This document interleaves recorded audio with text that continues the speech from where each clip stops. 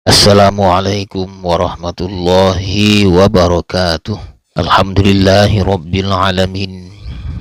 Allahumma salli ala Muhammad wa ala ali Muhammad. Saudara, dialog kita kali ini sebagai lanjutan dari dialog sebelumnya di nomor 234 tentang al-alamin. Maka dialog ini sebagai pelengkap sebelum kita masuk ke tema berikutnya, yakni Ar-Rahmanir Rahim, ayat kedua surat Al-Fatihah. Saudara, dalam bahasa para arif, kata alam bukan sekedar dunia atau planet, tetapi setiap tingkatan tajalli di mana al-haqq menampakkan diri melalui bentuk-bentuk yang berbeda. Karena itu mereka berbicara tentang al-alamin, alam-alam, yaitu lapisan-lapisan kesadaran wujud, dari yang paling halus hingga paling kasar, dari yang paling dekat kepada ketak terbatasan hingga yang paling terikat oleh bentuk. Setiap alam bukan ruang, tapi modus penampakan. Maka ketika Al-Qunawi menyebut 13 alam, itu bukan katalog kosmos, tetapi kode peta tajalli yang menuntun seorang salik memahami dirinya sebagai miniatur seluruh rentang wujud. Baik saudara, dialog ini kita beri judul Urutan Kosmologi 13 Alam. Maka berkatalah Salik kepada gurunya, "Wahai Sayyidi, dalam teks Al-Qunawi disebutkan urutan alam-alam dari Amma sampai Hadrat Al-Jami'. Tetapi aku tidak memahami susunannya. Mengapa urutannya seperti itu dan apa maknanya bagi seorang salik?" Kata mursyid, "Wahai anakku, ketahuilah bahwa penyebutan urutan alam-alam itu bukan pelajaran geografi metafisik, bukan pula peta astronomi ruhani. Ia adalah isyarat perjalanan tajalli, bagaimana al-haqq menampakkan diri melalui tingkatan-tingkatan wujud."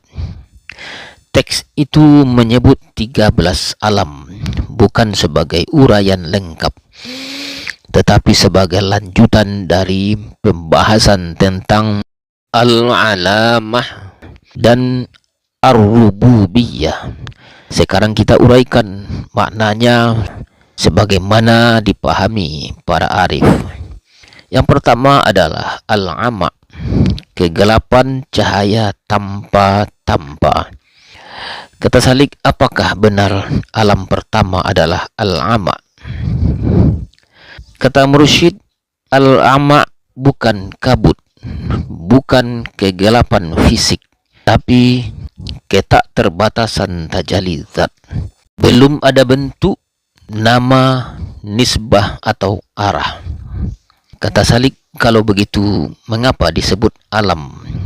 Kata mursyid, ia adalah permulaan at-ta'ayyun awal, bukan alam makhluk.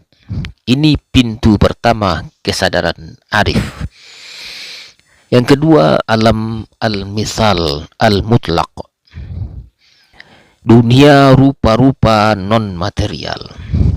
Di sini terdapat khazanah aswar, gudang bentuk sebelum turun ke fisik. Kata Salik, apakah seperti mimpi? Kata mursyid, mimpi adalah percikan kecil dari lautan besar ini. Yang ketiga, kata mursyid, adalah alam at-tahim, dunia keheranan murni. Ia adalah alam terpukau, hairah, sebelum pengetahuan stabil. Ruh terpesona oleh limpahan bentuk-bentuk ilahiyah. Yang keempat dan yang kelima adalah alam al-qalam dan alam al-lawh. Al-qalam adalah al-faid al-awwal. Al-lawh adalah penerima, tempat tertulisnya kemungkinan-kemungkinan. Kata salik seperti pena dan kertas. Kata mursyid, tinggalkan gambaran fisik itu. Ia adalah metafora bagi intelijensi pertama dan wadah takdir. Yang keenam, alam at-tabi'ah, akar materi, termasuk al-hayula dan al-jism al-kulli. Yang ketujuh, alam arash. Arash bukan benda, tetapi makna. Ia puncak keterjangkauan makhluk terhadap tata kosmos. Kedelapan, alam al-insan fid dunya. Manusia adalah majma' al-alamain, bukan sekedar makhluk dalam alam, tetapi alam tersendiri. Yang kesembilan, alam al-barzakh, alam antara, tidak sepenuhnya materi, tidak sepenuhnya ruh. Yang kesepuluh, alam al-hasyr, alam terhimpunnya wujud pada satu tegak hadir. Yang kesebelas, alam jahannam. Yang kedua-belas, alam al-jinan, dua kutub pembalasan api dan cahaya. Keduanya tajalli dalam dua wajah. Yang ke-13, alam al-kutaib atau al-kutib, domain pencatatan rahasia ruhani, tingkat khusus yang dikenal para arif.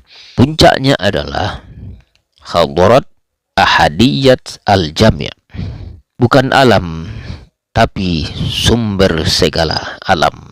Maka apa makna kosmologi ini bagi salik? Maknanya adalah wujudmu tidak dimulai dari dunia, perjalananmu tidak berakhir di kubur. Ruhmu memuat pantulan seluruh alam itu secara halus. Yang terpenting, setiap alam adalah tanda, dan perjalananmu adalah perjalanan membaca tanda-tanda itu, hingga engkau tidak lagi memerlukan tanda apapun dan hanya melihat al-haq. Kata salik, jadi perjalanan ini bukan menaiki alam-alam itu satu persatu. Kata mursyid, tidak. Perjalanannya terjadi dalam dirimu, karena engkau adalah miniatur kosmos itu. Siapa mengenal dirinya, ia berjalan melewati seluruh alam tanpa berpindah tempat. Saudara, demikian penyampaian dialog kali ini. Semoga bermanfaat. Wallahu a'lam bishawab. Silakan ikuti dialog-dialog lainnya. Assalamualaikum warahmatullahi wabarakatuh.